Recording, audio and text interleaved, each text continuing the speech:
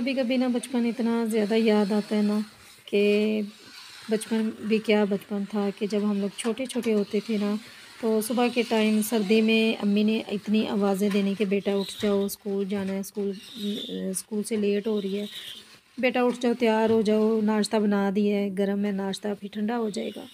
तो सुबह उठना तो देखना कि नाश्ता बिल्कुल तैयार होता था, अम्मी ने पराठा बना के रखा होता था, चाय बना के रखी होती थी, दही साथ होता था। तो पता नहीं अम्मी किस टाइम जो है ना नाश्ता तैयार कर लेती थी। अब पता चलता है कि माएँ क्या चीज़ होती हैं। बिस्मिल्लाहिर्रहमानिर्रहीम, अस्सलाम वालेकुम, welcome back to my channel. I hope आप सब ठीक ठाक होंगे। अल्हम्दुलिल्लाह मैं भी बिल्कुल ठीक ठाक हूँ।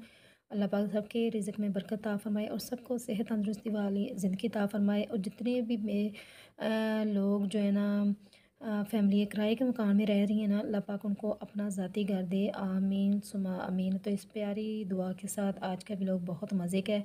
जो मेरे चैनल पर नए हैं तो प्लीज़ चैनल को सब्सक्राइब कर लें और साथ ही वीडियो को लाइक और शेयर करें। और जो पहले से मौजूद हैं, अल्लाह पाक आपकी तमाम मुश्किलों को आसान करें, क्योंकि मुश्किलों के बाद आसानियाँ होती हैं। ज़िंदगी का निज़ाम यही है कि कभी खुशी कभी गम, कभी मुश्किलें कभी आसान, कभी हंसी कभी मजाक और कभी गमी, इसी तरह चलता रहता है ज़िंदगी में।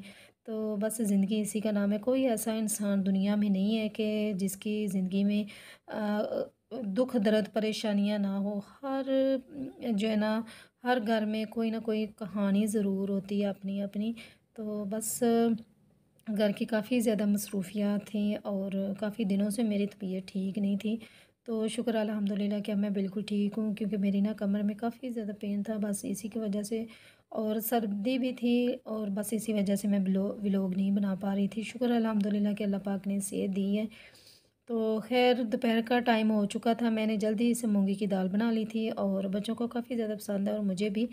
तो एक तो जल्दी से बन जाती है और साथ ही मैंने ना आटा गूँध लिया था, उसमें पानी थोड़ा-सा मैंने नीम गर्म करके ना उसके साथ आटा गूँधा था।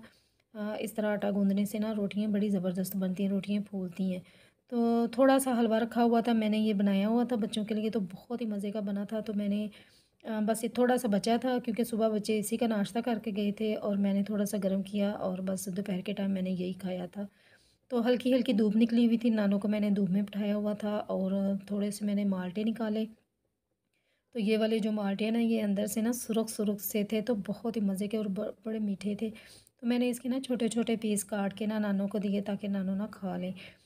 तो नानो तो खा रही थी और मैं दोबारा किचन में आ गई थी, मैंने किचन के काम करने थे और यहाँ पे मैंने मेथी और धनिया मंगा के रखा हुआ था।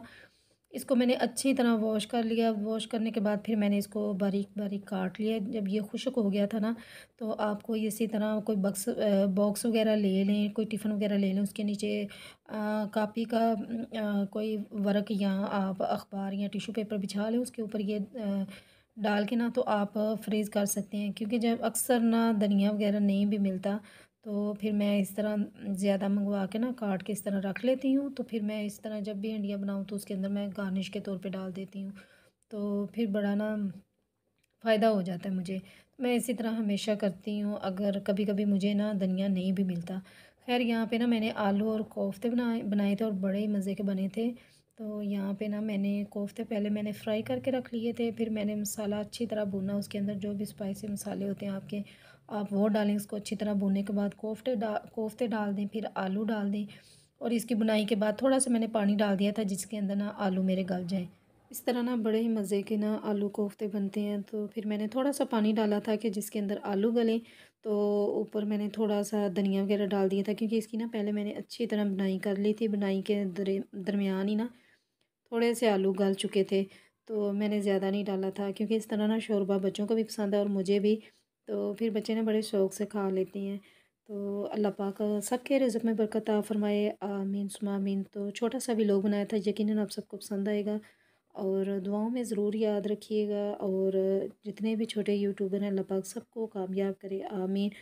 और जिनके वालिदैन इस दुनिया से रुखसत हो गए ना, अल्लाह पाक सबके वालिदैन को जन्नतुल फिरदौस में आला मकाम अता फ़रमाए, आमीन। और जिनके वालिदैन ज़िंदा हैं तो उनके लिए बहारें ही बहारें हैं। तो दुआओं में ज़रूर याद रखिएगा। अल्लाह हाफ़िज़।